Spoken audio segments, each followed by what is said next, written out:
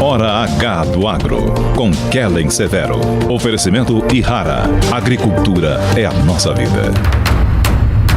Ihara. Consórcio Nacional Valtra. Seu sucesso em nossos planos. Olá, sejam muito bem-vindos ao Hora H do Agro, um programa onde discutimos e analisamos os temas que mais importam para o agronegócio brasileiro. Vamos aos destaques de hoje. Semana de vitória para o agro. O presidente do Senado devolve parte da medida provisória do governo que taxava o setor.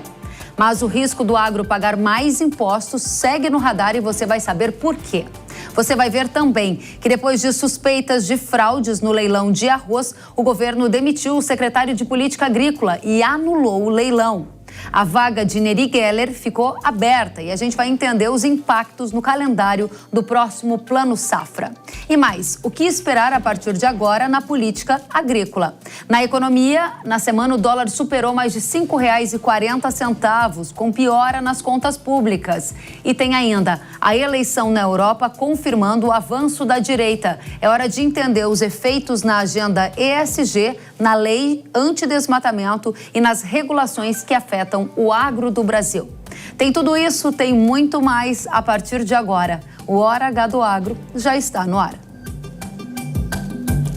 O presidente do Senado, Rodrigo Pacheco, devolveu parte da medida provisória que taxava o agronegócio e outros setores da economia, ao restringir o uso de benefícios fiscais de PIS/COFINS em impostos federais. Os impactos previstos na agroindústria eram bilionários. Se observa em parte dessa medida provisória e na parte substancial dela que há uma inovação com a alteração de regras tributárias que geram um enorme impacto ao setor produtivo nacional, sem que haja a observância dessa regra constitucional da noventena, na aplicação, sobretudo, dessas compensações do PIS e do COFINS. O que se observa em relação a essa medida provisória, no que toca à parte das compensações de PIS e COFINS, de ressarcimento de regras relativas a isso, é o descumprimento dessa regra do artigo 195, parágrafo 6º da Constituição Federal, o que impõe a esta presidência do Congresso Nacional impugnar esta matéria com a devolução desses dispositivos à presidência da República. Essa devolução aconteceu no mesmo dia em que entidades que representam diversos setores da economia, entre eles o agro, se mobilizaram contra a medida provisória do governo que tinha como objetivo arrecadar 29 bilhões de reais e compensar as perdas com a desoneração da folha. A Confederação da Agricultura e Pecuária, além de representantes da indústria e outros setores afetados, participaram dessa mobilização. O presidente da bancada do agro, deputado Pedro Lupion, comemorou a decisão do senador de devolver a MP ao governo. Reinou o bom senso, ganhou o bom senso. Nossos agradecimentos ao presidente Rodrigo Pacheco pela devolução da medida provisória e, reitero, com efeitos imediatos, ou seja, sem ficar ônus algum para o empresariado brasileiro nas relações de PIS e COFINS. Esse é um avanço extremamente importante, uma vitória importante do Congresso brasileiro e um recado muito claro de que nós precisamos de diálogo, nós precisamos de articulação política e nada que venha sem dialogar e sem preparar o terreno prospera dentro do Congresso Nacional. Bom, a gente vai saber agora se os riscos de novos impostos ou de aumento da carga tributária sobre o agro foram de fato dissipados. O Eduardo Diamantino é vice-presidente da Associação Brasileira de Direito Tributário e está conosco. Para responder essa e outras perguntas, seja bem-vindo, Diamantino. Obrigado, é um prazer. Da mesma forma, e para começar, a medida provisória foi devolvida em partes pelo senador Pacheco ao governo. Ficou algo que possa ainda afetar o agro no sentido de aumentar a carga tributária?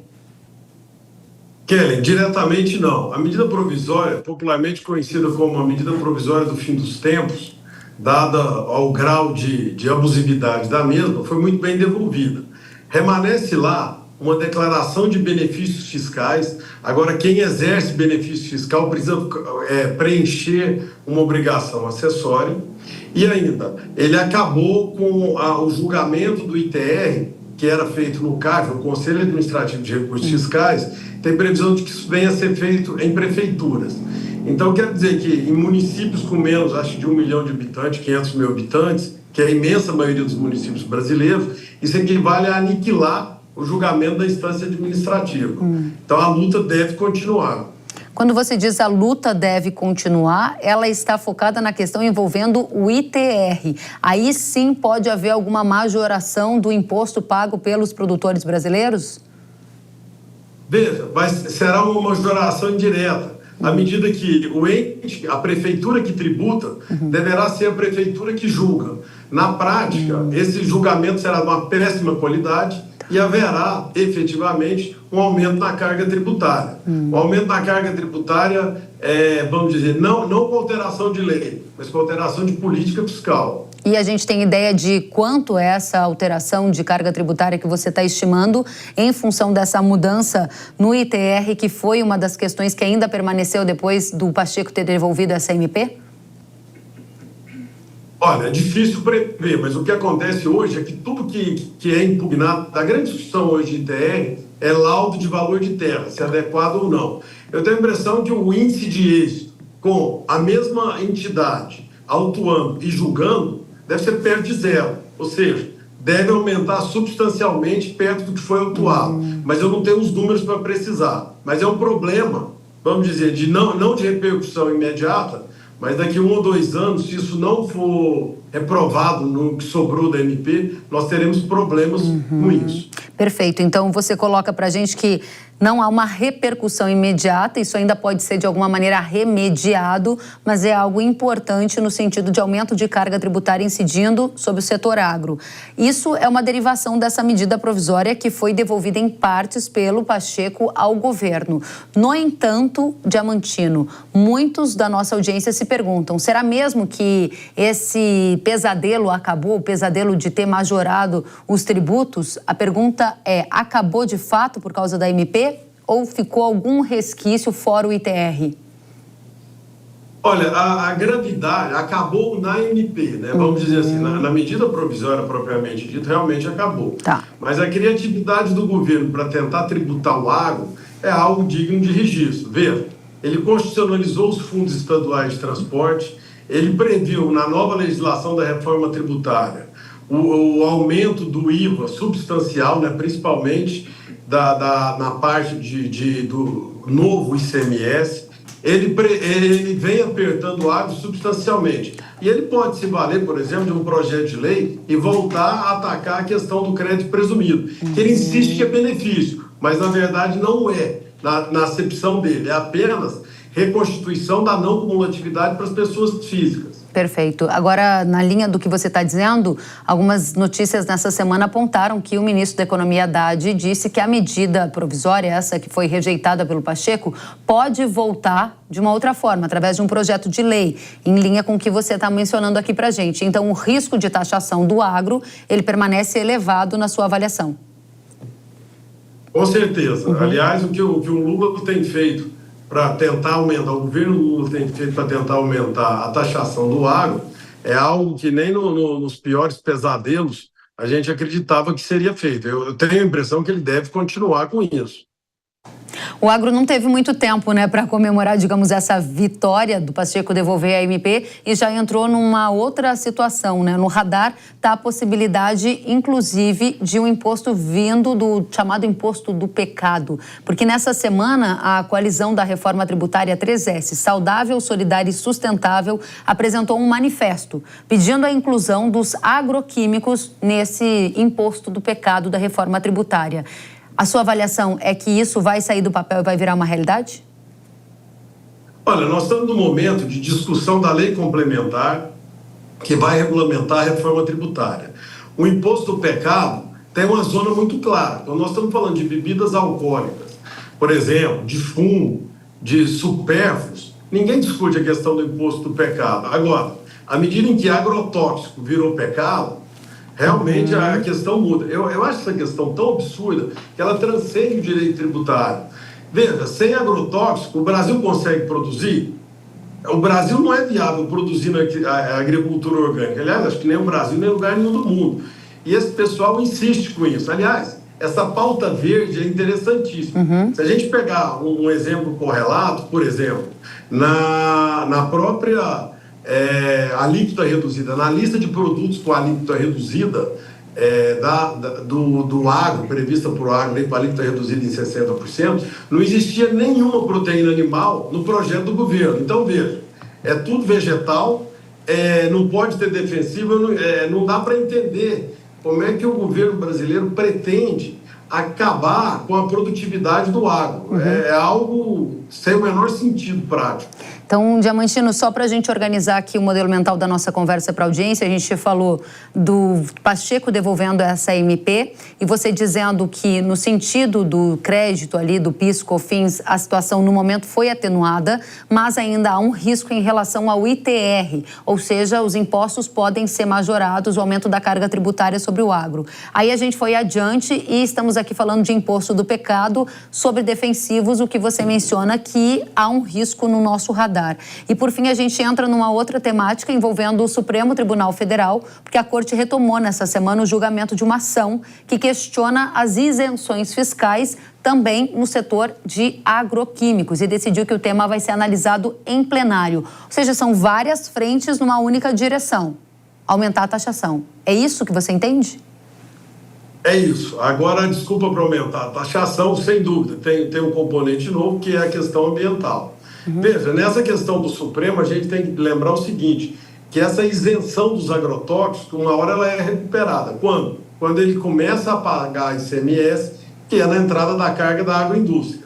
Mas é complicada a posição que vem se formando. Ontem foi decidido, só para atualizar, que suspendeu-se o julgamento, já está em plenário físico, para uma audiência pública, que eu quero acreditar que tem pouca chance de chegar a algum lugar de consenso. Para a gente fechar e deixar o recado claro para a nossa audiência do agro ou não do agro, que está muito preocupada com carga tributária, inchaço da máquina pública e possibilidade de mais impostos ao contribuinte. Qual é a sua conclusão? O que vem por aí? Olha, infelizmente, não prevê, eu acho que vem se formando a tempestade perfeita. Problemas de custo, problemas de inadimplência no setor e o governo desesperado para fazer o agro o grande financiador do seu déficit público. Muito obrigada, Eduardo Diamantino, que é vice-presidente da Associação Brasileira de Direito Tributário. Agradeço pelas análises da situação que marcou essa semana e também por trazer para a gente a sua visão sobre o futuro do setor no que se refere à pauta tributária. Volte sempre, Diamantino. Um prazer recebê-lo. Prazer é meu. Obrigado. Até a próxima. O governo federal anulou o leilão para a compra de arroz importado realizado na última semana depois de suspeitas de fraude. Nós aqui no Hora H do Agro mostramos no último programa que entre as empresas que venceram o leilão estavam uma queijaria, uma fabricante de sucos e até uma locadora de carros sem experiência na importação do cereal. O governo apontou então fragilidade técnica e financeira das empresas arrematantes para realizar essa operação de importação e cancelou o leilão. E aí a gente segue em frente, porque o ministro do Desenvolvimento Agrário disse em uma coletiva de imprensa que um novo leilão para aquisição de arroz importado deve acontecer. Vamos acompanhar. Nós vamos proceder um novo leilão. Não haverá recuo dessa decisão. Recuo dessa decisão é o que disse o ministro Teixeira. Segundo ele, o governo vai aperfeiçoar o processo de compra de arroz para que seja avaliado antecipadamente quem vai participar do leilão e exigir uma capacidade financeira e uma experiência dos participantes. A expectativa é que o novo edital saia ainda na próxima semana. E como resposta, a Comissão de Agricultura da Câmara dos Deputados aprovou 3 requerimentos para que os ministros da Fazenda, Fernando Haddad, da Agricultura, Carlos Fávaro, e do Desenvolvimento Agrário e Agricultura Familiar, Paulo Teixeira, sejam ouvidos. Inicialmente, os requerimentos eram para uma convocação, mas um acordo alterou para um convite. E essa crise gerada em torno da compra de arroz importado levou à demissão do secretário de Política Agrícola do Ministério da Agricultura, Neri Geller. Além da incapacidade financeira dos arrematantes, foi revelado que a principal corretora do leilão pertence a um profissional que foi assessor de Neri Geller na Câmara e que também é sócio do filho de Geller em outras empresas. Em uma entrevista exclusiva à Jovem Pan News, Geller negou a informação dada pelo Ministério da Agricultura de que ele teria colocado o cargo à disposição. Na questão específica do arroz, eu não pedi exoneração, não pedi demissão, porque achei que não deveria. Né? Tem toda essa crise que começou a ser discutido ainda no início das enchentes no Rio Grande do Sul. A preocupação do governo é importante, sim, foi importante na época, mas nós sempre alertávamos o governo de que o estoque privado do Brasil tinha suficiente para atender a demanda nacional.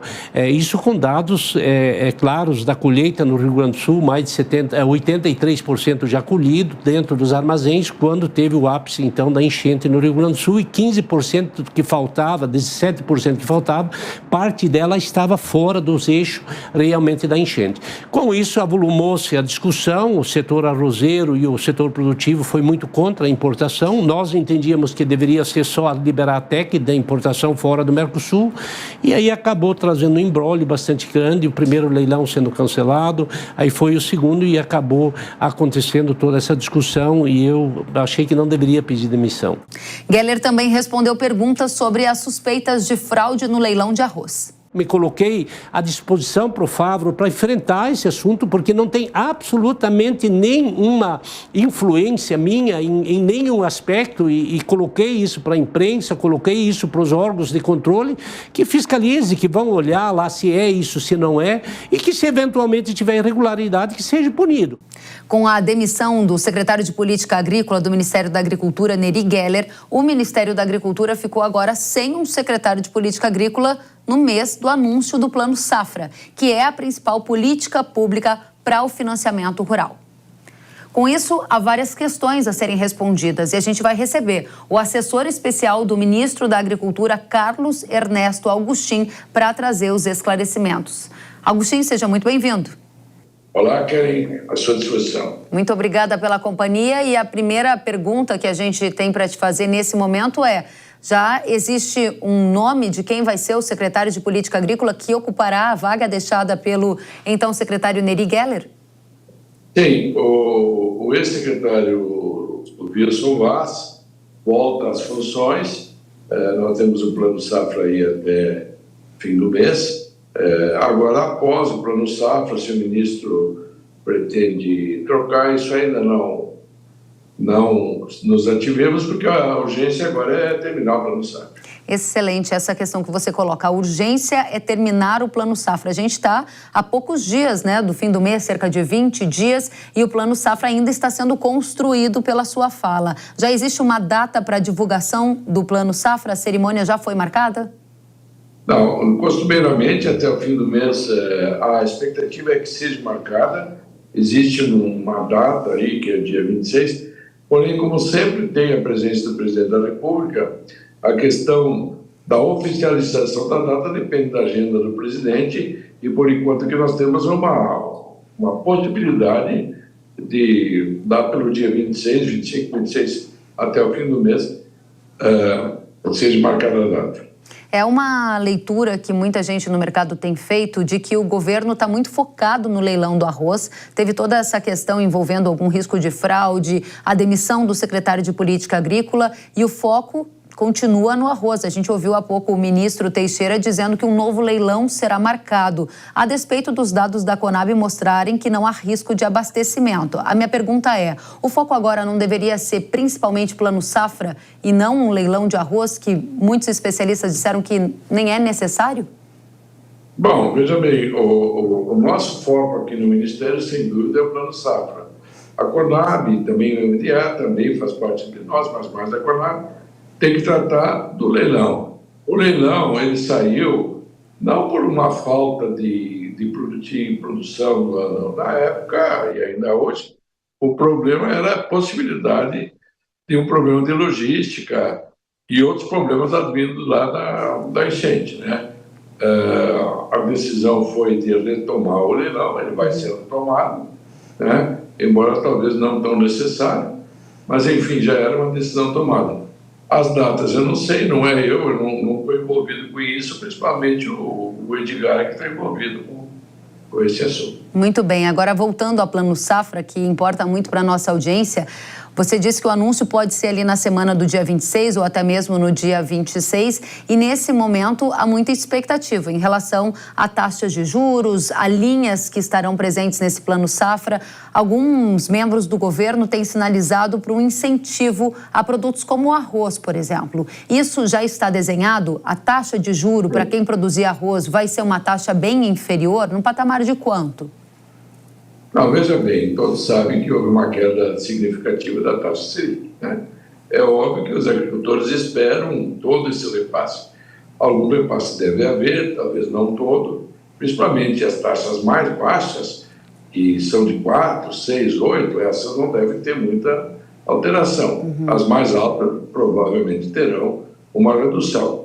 A questão de incentivo às culturas não se dará pela taxa de juros, e sim por outros mecanismos, contratos de opção, preço mínimo, preço de referência, para indicar, por exemplo, o caso do arroz.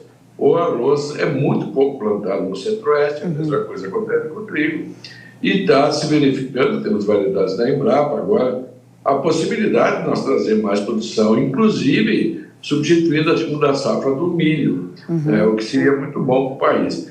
Então, a questão de incentivar algumas culturas, tipo arroz, milho e feijão, se dará ou por preço mínimo ou pelos contratos de opção de comercialização futura. Interessante. Não vai ser via taxa de juro, você disse isso, mas há uma certa incerteza, um certo temor no mercado de que o governo possa decidir fazer uma interferência mais forte no mercado a partir de importações, como foi sinalizado no caso do arroz, com a compra pretendida de 1 milhão de toneladas. Mesmo que de um lado haja uma espécie de incentivo no Plano Safra, do outro lado a mão do governo pode acabar com a dinâmica do mercado e tirar a rentabilidade do agricultor. Esse descompasso acontece na sua visão?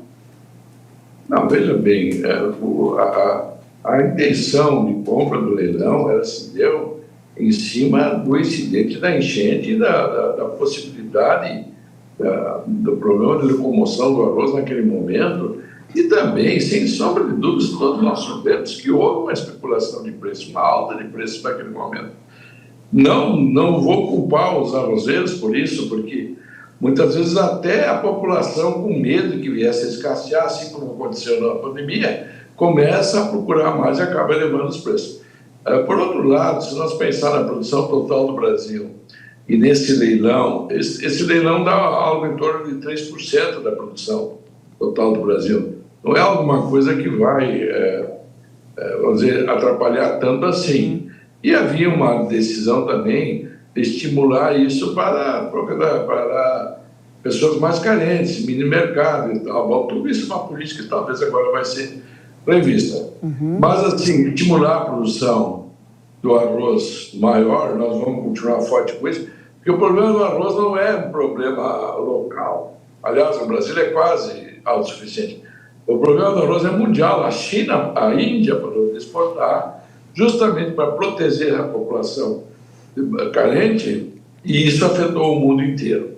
Então, por isso, a nossa determinação de privilegiar essa cultura através desses mecanismos de preço mínimo e leilão. Muito bem. Muitas pessoas no agro esperam um plano safra robusto, né? Com mais de 500 bi em recursos e taxas de juros que sejam taxas de juros convidativas. Você já sinalizou para a gente que as taxas de juros mais altas, elas podem sofrer alguma alteração, se é que eu entendi bem. Isso significa que a gente vai ver nesse ano um plano safra com todas as taxas de juros abaixo de 10% ao ano?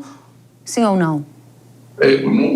Não dá para dizer isso, porque se você pensar que a taxa mais alta é 12,5%, se você baixar para baixo de 10%, você entregou toda a variação da Selic. Por outro lado, nós queremos introduzir esse ano, que não deu muito bem no ano passado, o tal custeio sustentável, que vai ter alguns decréscimos da taxa. Eu acho que uma combinação de redução mais custeio sustentável, poderá chegar a alguma coisa, mas é que só temos um nível que é acima dele, que é os 12% dos grandes produtores de motorfrota, né? Excelente então, ponto esse que você coloca, e me permita explicar aqui para a nossa audiência, porque no ano passado uma das grandes bandeiras do governo foi um plano safra mais verde, e um dos pilares era justamente uma taxa de juro menor para produtores que comprovassem boas práticas. Passou um ano e o projeto de regulamentação dessa premissa não saiu do papel. O que mudou? Porque agora você acredita que ele vai sair do papel? Olha, Kelly, o que mudou foi o seguinte: o ano passado, quando nós trouxemos à baila esse assunto, os números orçamentários de tesouro já estavam mais ou menos fechados. Aí precisaria gastar mais dinheiro do que estava planejado. E isso aí é que foi a dificuldade. O que muda esse ano, exatamente que como a taxa de Selic caiu, a gente pode se usar desta situação para agora sim implantar. E tivemos mais tempo para pensar. De fato, eu concordo contigo, eu mesmo fiquei muito decepcionado, porque as coisas não andaram, e não queremos passar essa vergonha esse ano de novo. Então, nós vamos tentar realmente implantar, agora ocupando uma parte da queda da taxa Selic. Muito bem. Uma das questões mencionadas aqui na nossa conversa foi a tragédia que acometeu vários produtores rurais no Rio Grande do Sul, produtores de soja, produtores de leite, produtores de milho, produtores de arroz. Haverá uma linha especial com taxas baixíssimas para ajudar esses agricultores a se reerguerem, porque muitos estão precisando demais da ajuda de crédito barato, porque o desafio lá é enorme. O que virá? Bom, o que virá já veio de forma geral, não só para a agricultura, 15 bilhões que veio verba proveniente do Fundo do Sal, do pré-sal, que chegará ao tomador a 4% ao ano, que é um juro muito baixo, com FGO, Fundo Garantidor, porque também sem Fundo Garantidor, na situação que alguns agricultores estão, não vão poder tomar. Bom, esse foi a primeira situação, né? Eu entendo assim, que as outras situações de agricultores, bom, com esse dinheiro dá para reconstruir e o juro é bem barato. Mas nós vamos encontrar algumas pessoas, alguns agricultores, principalmente da suinocultura e avicultura, que perderam todos os seus galpões, perderam tudo, e não adianta só tomar o crédito, que ele vai ter que fazer tudo de novo, ele vai pagar a dívida velha, aí não. Então é melhor a gente fazer outra coisa. Então, há que se estudar também, de forma pontual, uma anistia de dívida para determinados agricultores que realmente não vão ter capacidade de pagamento, né? Então, assim, eu acho que o básico, o grosseiro já foi feito, e é óbvio que agora tem que olhar caso a caso, nós temos que olhar setor por setor, região por região. Agora, a ordem do presidente Lula e a nossa, nós de forma nenhuma vamos deixar isto sem a devida atenção. A atenção já está sendo dada, já temos esses 15 bilhões, já temos o Fundo Garantidor, que talvez é a parte mais importante disso. Não adianta ter crédito e o banco se negar a dar o crédito para ele, porque ele já está cheio de problemas. Então, o Fundo Garantidor vai segurar essa situação. Muito bem, você fala em anistia de dívidas aos agricultores do Rio Grande do Sul, esse é um tema que muito nos interessa. Vou voltar a procurá-los para a gente buscar mais detalhes sobre o que avançou. Você disse que estão estudando essas questões. Agora, uma outra questão importante, nessa semana a bancada do agro no Congresso foi uma das principais articuladoras para que o senador Pacheco devolvesse a MP que onerava vários setores da economia, entre eles o agro. E muitos apontam que a tensão entre governo e agronegócio aumentou. Há um risco do agro sentir um gosto mais amargo no plano safra deste ano em função dessas diferenças de ponto de vista que separam de um lado o governo e o agro do outro? Não, obviamente que a gente faz de tudo para que isso não aconteça, atenua essa situação. Essa questão da MP que acabou caindo, realmente o ministro Haddad queria corrigir, que ele precisava repor a questão da folha de pagamento, e não deu certo, vai ter que procurar em outro lugar. Espero que não seja no nosso negócio e nós também não vamos aceitar que a gente venha pagar a conta.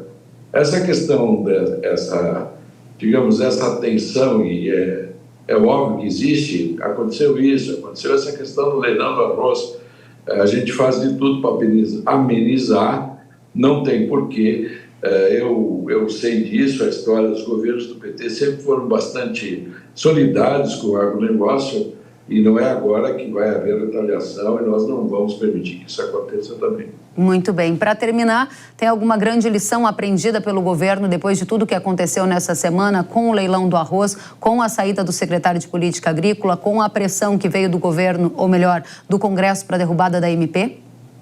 Eu acho que sim, Karen. Eu acho que o diálogo, em todas as situações, o diálogo anterior, ele sempre é bem-vindo para as situações.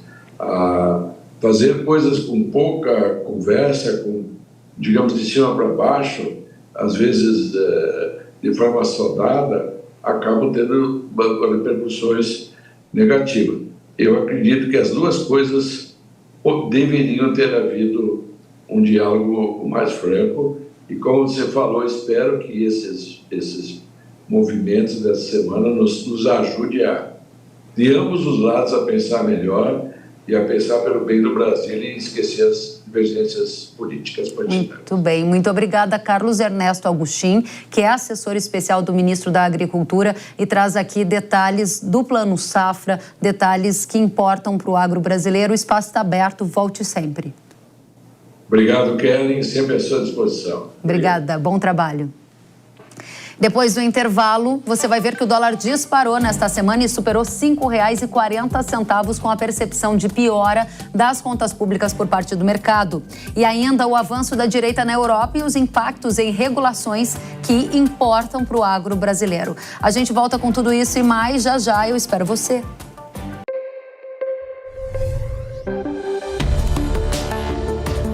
O agro, setor que movimenta a economia brasileira, gerando renda, emprego e oportunidades para toda a população. Hora H do Agro, com Kellen Severo.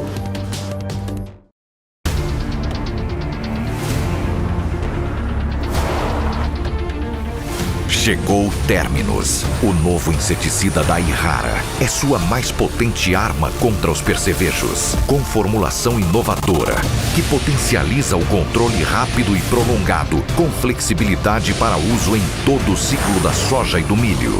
Confie no poder supremo de Terminus, da Irrara.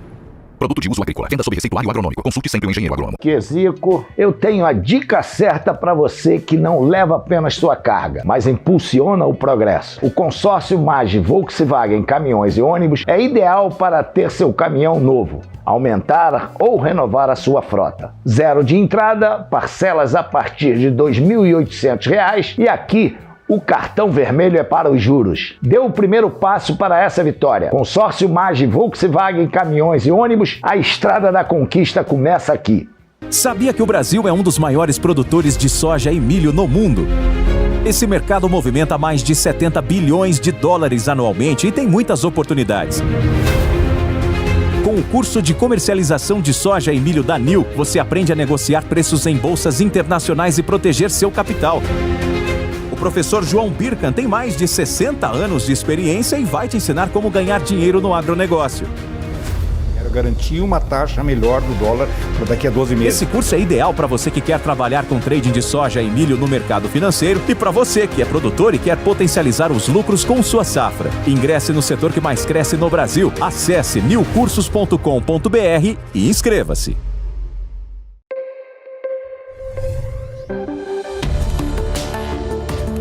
O agro, setor que movimenta a economia brasileira, gerando renda, emprego e oportunidades para toda a população.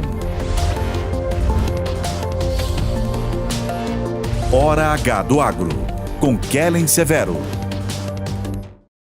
Estamos de volta com Hora H do Agro aqui na Jovem Pan News. O dólar atingiu nesta semana o maior patamar em mais de um ano e meio e alcançou ali R$ 5,43, diante de problemas fiscais aqui no Brasil. Já que nesta semana o presidente do Senado, Rodrigo Pacheco, devolveu a medida provisória que taxaria diversos setores da economia e traria maior arrecadação ao governo. Em um evento, o presidente Lula disse estar colocando, abre aspas, as contas públicas em ordem para assegurar o equilíbrio fiscal. Mas disse que, abre aspas, não consegue discutir economia sem colocar a questão social na ordem do dia. Isso impactou o mercado de câmbio também nesta semana. Lá nos Estados Unidos, o Banco Central manteve inalterados os juros do país em uma faixa entre 5,25% a 5,5% ao ano. Esse é o maior patamar dos juros americanos desde 2001. O Banco Central de lá sinalizou que pretende cortar a taxa apenas uma vez até o fim deste ano. O que essas informações costuradas indicam de tendência para o dólar? Roberto Padovani, que é economista-chefe do Banco Votorantim, está conosco para responder esta e outras questões. Seja muito bem-vindo, Padovani. Tudo bem, Kellen? Muito bem, e a pergunta que fica é, esse movimento de alta que a gente viu para o dólar nessa semana, ele está apenas começando?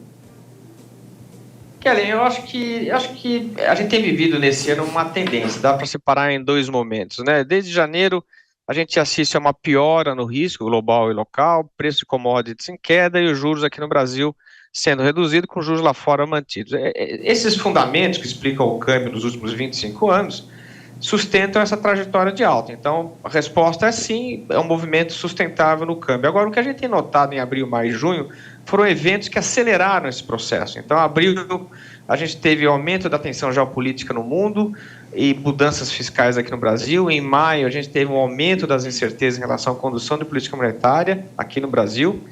E agora, em junho, ficou claro nos eventos recentes que o governo tem pouco espaço para fazer ajuste das contas públicas usando o aumento de receitas. Então, eu diria que esses componentes reforçam o aumento de risco e aceleram o processo de desvalorização. A conta que a gente faz no banco, Kellen, é que o patamar de 5,30, 5,40 é ok. Eu não acho que a gente saia de controle desse processo, porque bem ou mal a economia brasileira cresce, controla riscos, o Banco Central norte-americano em algum momento começa a cortar juros, então esse processo pode ser controlado, mas certamente é uma tendência sustentável que a gente vê nos últimos 7 meses. Essa tendência sustentável que você está mostrando é uma tendência em que aponta para um dólar mais a 5,50 do que para 5, certo? Foi o que você acabou de nos dizer. E é isso. Eu acho que o mercado estava muito otimista no ano passado, nos últimos meses, com o dólar operando na casa de 4,90. Eu acho que faz mais sentido, do ponto de vista de fundamentos, imaginar ele, como você falou, mais próximo a 5,5 do que a 5. E essas questões envolvendo a piora das contas públicas, ela põe mais fervura nesse caldeirão. A gente vê uma dificuldade do governo de regularizar essa questão, um Estado mais inchado, com mais tendência a tentar aumentar imposto e, de alguma maneira, a fala do Lula nessa semana repercutiu nisso no mercado. A percepção do mercado piorou em relação à situação da economia brasileira diante dos desafios das contas públicas? Eu acho que piorou. Como eu te falei, houve esses eventos, mudanças de meta, esgotamento da estratégia de aumento de receitas, simbolizado aí pelas dificuldades do Congresso. Tudo isso fez com que o mercado passasse a ler a questão fiscal com mais pessimismo. Não que necessariamente esse seja um tema novo, esse tema está aí já há 1 ano e meio, mas eu acho que o mercado se deu conta desse movimento mais recentemente. Parte dessa mudança de postura do mercado tem a ver também, Kellen, com uma mudança no cenário global. Assim, os investidores internacionais passaram a ser, depois de abril, mais seletivos nas suas escolhas de investimento e, portanto, passaram a olhar com mais cautela os fundamentos locais. Então, a combinação de uma tensão internacional com piora fiscal no Brasil explica esse movimento de aumento de risco e, portanto, saída de capitais do Brasil pressionando o dólar. O Brasil deixa de ser mais atrativo e isso explica esse movimento que você coloca. Como que os juros ficam nesse sentido? Porque a gente vê o mercado diminuindo a perspectiva de que aquela curva de uma Selic para baixo, agora ela freou. E aí a gente pode ver um juro mais alto do que era esperado. Exatamente, esse é o ponto, Kellen. Quando você combina um cenário global de menor crescimento e maior risco com o aumento do endividamento público no Brasil, sem perspectiva que o governo possa controlar isso, o que você tem é uma mudança no equilíbrio macroeconômico. Você tem o dólar mais elevado, inflação mais alta, são as projeções aí que estão sendo alteradas para os próximos anos, e como resultado, uma taxa de juros também mais elevada. Então, isso não implica necessariamente uma crise de curto prazo, mas implica uma correção dos principais preços dos ativos financeiros. Então você está apontando para a gente juro para cima, eu posso dizer, e dólar para cima também? Exatamente. A gente deve ter o dólar se estabilizando. Eu imagino que a gente possa estabilizar na casa de 5,30, 5,40. A inflação, que estava parada em 3,5 nos próximos anos, caminhando para 4. E a taxa de juros, que se imaginou que poderia ser alcançada no patamar de 8,5 nos próximos anos, deve ser revista para alguma coisa como 9, 9,5. Agora, dando um passo adiante, como você avalia a troca na presidência do Banco Central do Brasil? Esse eu acho que foi um risco que já estava presente, mas ganhou intensidade em maio depois da decisão do Copom com votos divididos. O medo do mercado é que o próximo presidente do Banco Central, seja ele quem for, possa ser mais tolerante com a inflação, repetindo um episódio que a gente já viu no governo Dilma em 2016, quando se aceitou uma inflação mais alta que o centro da meta. Vai ser preciso agora reconquistar reputação, credibilidade, o que não é simples, e, portanto, o mercado ele vai ficar pressionado até que se conheça não só quem é o próximo presidente do Banco Central, mas exatamente qual que vai ser a sua estratégia. Então, será um longo período aí de pelo menos um ano para a gente reconquistar a reputação, reduzir riscos e reduzir pressão no dólar. No seu cenário base, está descartado um evento em que o futuro presidente do Banco Central faça um corte abrupto na taxa de juros sem um contexto de mercado que justifique isso, como a gente viu, por exemplo, na era Dilma? Eu descartaria esse cenário. A gente está vendo como essa semana foi muito importante. A gente viu como que o governo reagiu ao aumento das tensões nos mercados financeiros. Quer dizer, o governo sensível ao ambiente econômico e financeiro. Portanto, se a gente tem uma guinada na gestão econômica, essas crises são reforçadas e as tensões dos mercados financeiros acabam sendo transmitidas para a economia real. No final da história, você vai ter mais desemprego, um ambiente político mais complicado, numa situação de disputa eleitoral apertada. Então, não é do interesse do governo colocar lenha na fogueira. Portanto, eu não vejo espaço para grandes guinadas. Aliás, ao contrário, né? Todo o esforço que foi feito agora recentemente é no sentido de sinalizar para os mercados que o governo está preocupado com a evolução das contas públicas, quer fazer ajustes pelo lado da despesa, portanto, há uma tentativa de reconquistar a reputação. Se vai funcionar ou não, eu não sei, mas eu acho que o que dá para dizer depois do que a gente aprendeu nos últimos dias é que não é um governo disposto a tomar muito risco na gestão econômica. Muito bem. Roberto Padovani, economista-chefe do Banco BV, muito obrigada por estar conosco. Volte sempre. Obrigado, Kellen. Até a próxima. E a gente tem uma tela atualizando os dados da pesquisa Focus do Banco Central, que mostra algumas projeções para a economia. Os dados dessa semana mostraram uma inflação de 3,9 ante 3,7 um mês atrás, ou seja, uma piora. O dólar também subindo mais, dólar previsto para o final do ano, de acordo com esse boletim que houve o mercado e agrega essas informações nessa pesquisa. Dólar a 5,5 ante R$ 5,00, que era o que eles viam há um mês. E a Selic também mais alta, 10,25% de taxa de juros no final do ano, ante 9,75% que era projetado há um mês. E agora a gente vai tratar de agenda verde e eleição lá na Europa, porque a eleição para o Parlamento Europeu, que ocorreu na última semana, confirmou o avanço da direita. Os eleitores dos 27 países membros do bloco foram às urnas e escolheram os representantes para os 720 cargos do parlamento. O EPP, Partido Popular Europeu, que é de centro-direita, manteve a maior bancada no Legislativo da União Europeia. Na tela, para quem nos assiste pela TV, está sinalizado em azul. E obteve 190 cadeiras. Outro destaque foi a vitória que os partidos de direita tiveram, como o ECR, Reformistas e Conservadores Europeus, e o ID, Identidade e Democracia, com 76 e 58 cadeiras, sinalizados também em azul. Já os verdes perderam espaço e ficaram com 52 assentos. O novo parlamento toma posse em 16 de julho e 2 dias depois os parlamentares já vão exercer uma das suas principais atribuições, que é a escolha do novo presidente da Comissão Europeia, cargo atualmente ocupado pela alemã Ursula von der Leyen. Vamos conversar com o presidente da Associação Brasileira do Agronegócio, Caio Carvalho, para entender as implicações do avanço da direita lá na Europa com as regulações de agenda verde que impactam o agro brasileiro, entre outras decisões lá do Bloco Europeu. Primeiramente, Caio, seja muito bem-vindo à Hora H do Agro. Tudo bem? Tudo bem, Caio? Obrigada por estar conosco. E eu gostaria da sua avaliação sobre como o resultado das eleições na Europa, que agora tem um avanço da direita, acaba afetando as dinâmicas do comércio do agro brasileiro, principalmente nesse primeiro momento, sob o ponto de vista de agenda verde, regulações que saem desse parlamento. Kelly, provavelmente a gente vai ver uma série de impactos, ainda, digamos assim, em avaliação, inclusive por eles, né? Ou principalmente por eles. A verdade é que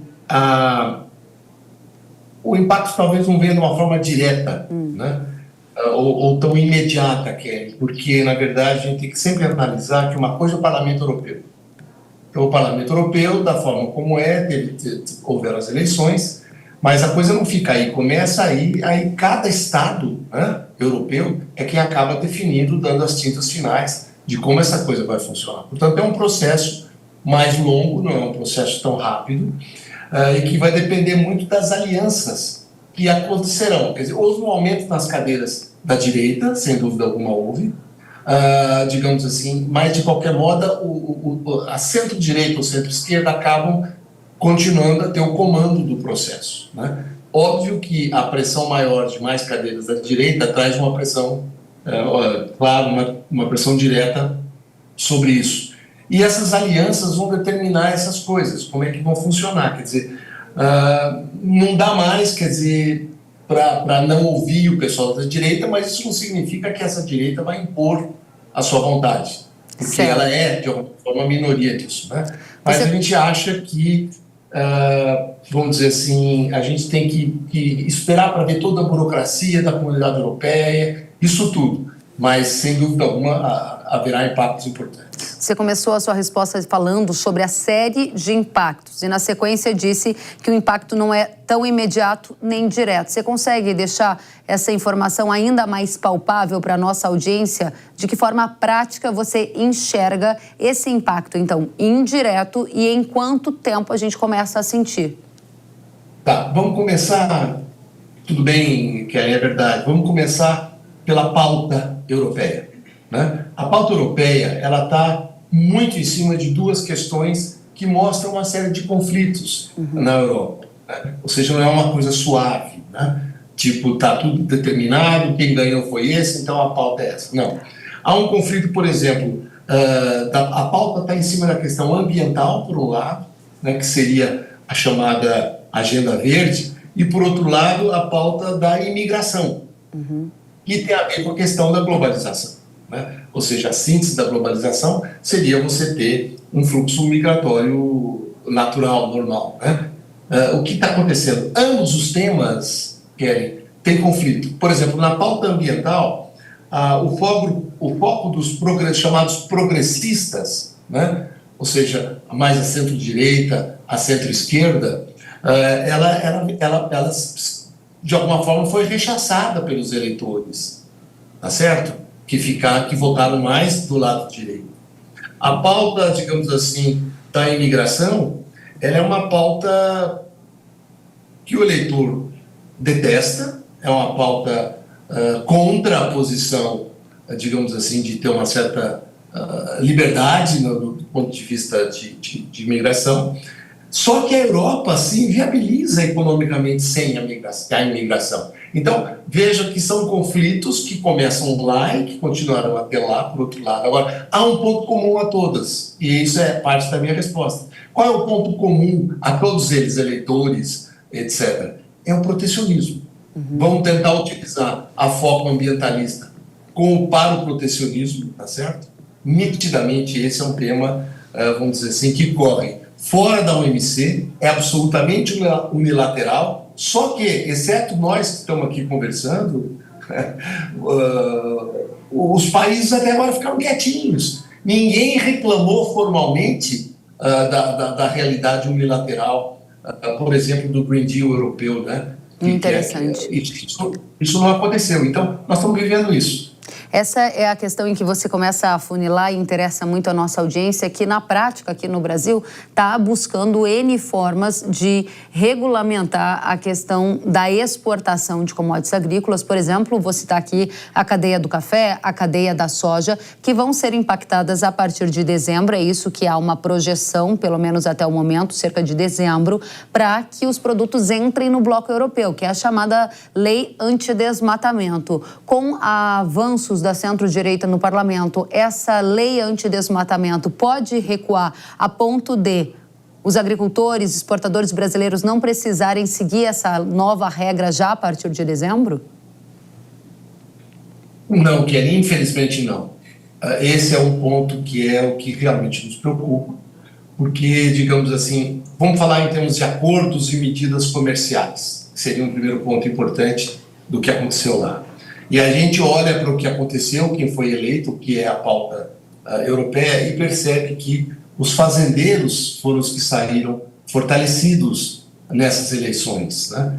E isso leva a que provavelmente nós vamos ter ainda mais dificuldade no acordo União Europeia-Mercosul, ou Mercosul-União Europeia, vai ficar ainda mais difícil, eu não tenho nenhuma dúvida disso. E segundo, as medidas protecionistas vão se acirrar, ou vão aumentar. Então, o primeiro impacto é esse. O segundo é a questão das regulações ambientais, por isso que é complexo.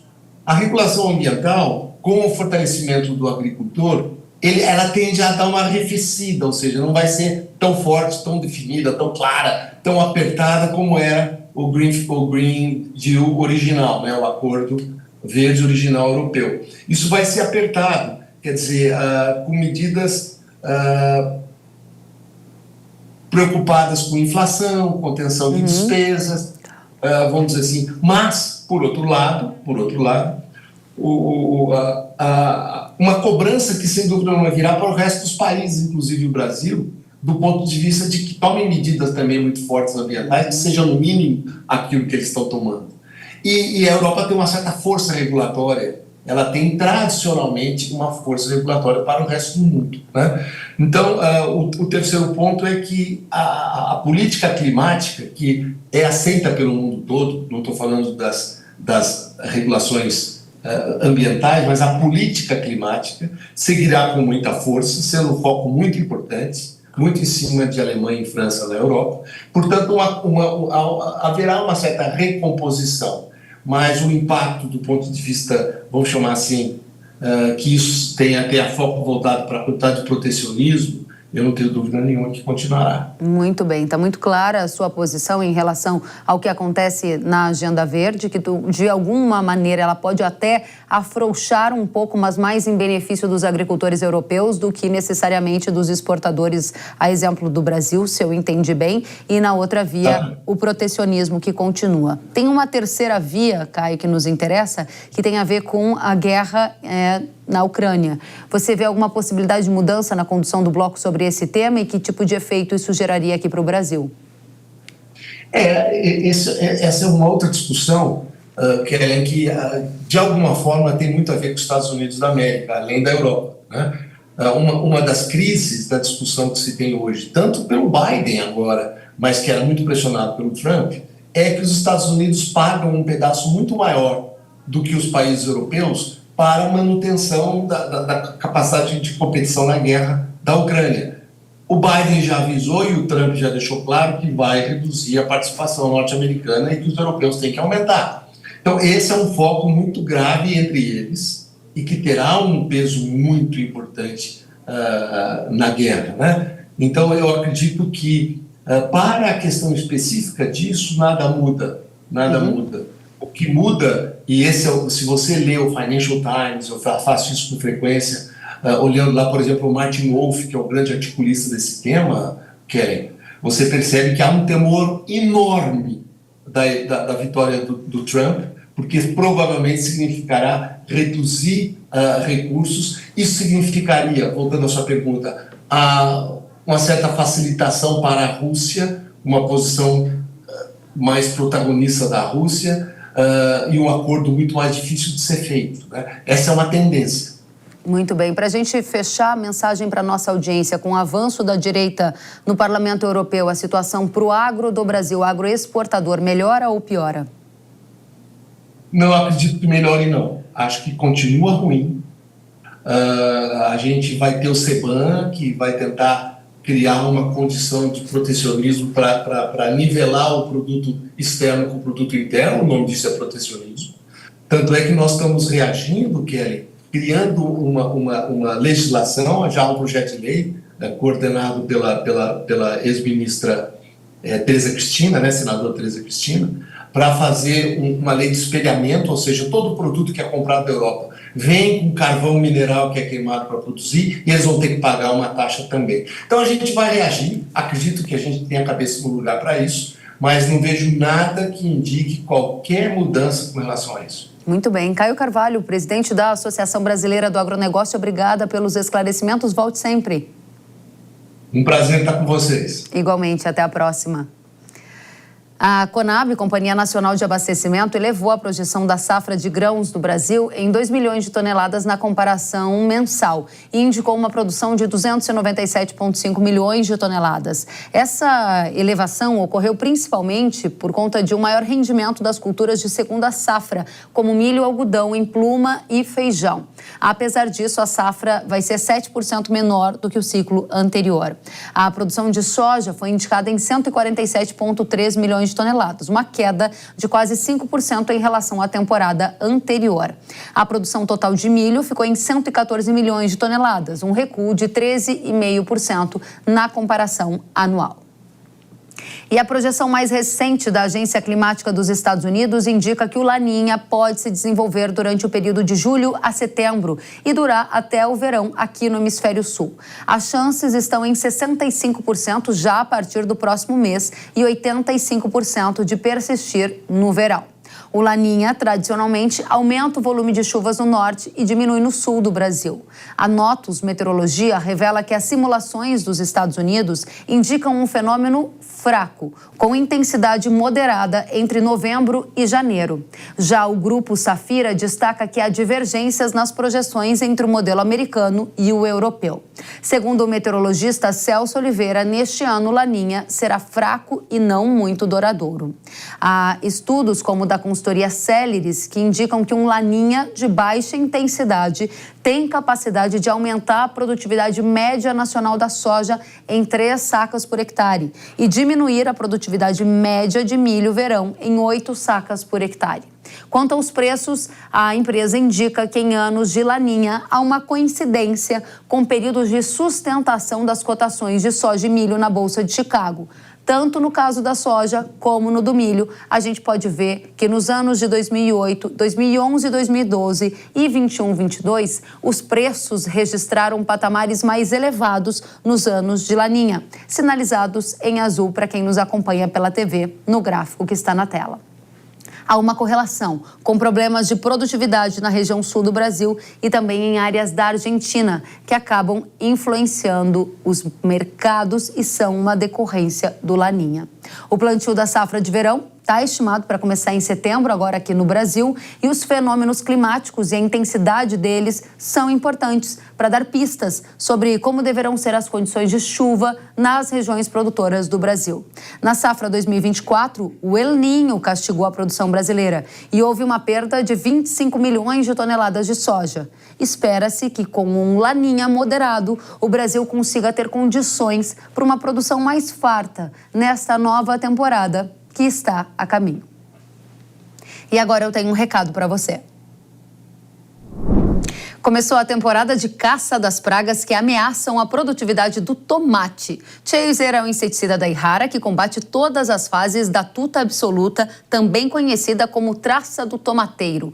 O efeito ovicida e lagarticida de Chaser oferece um controle superior de alta eficácia. E este fator, aliado a um longo período de ação, promove maior proteção e qualidade para o tomate. Com uma formulação de alta tecnologia, Chaser possibilita um maior rendimento operacional e qualidade no tratamento. E ainda conta com baixa carência, com máxima proteção até a colheita. Produtor de tomate, atinja o alvo em cheio e evite danos à produtividade com essa solução inovadora da Yara. Acesse yara.com.br ou aponte o celular para o QR Code que está na sua tela e saiba mais sobre Chaser. O Hora H do Agro de hoje fica por aqui. Obrigada pela companhia. Até a próxima semana. Tchau.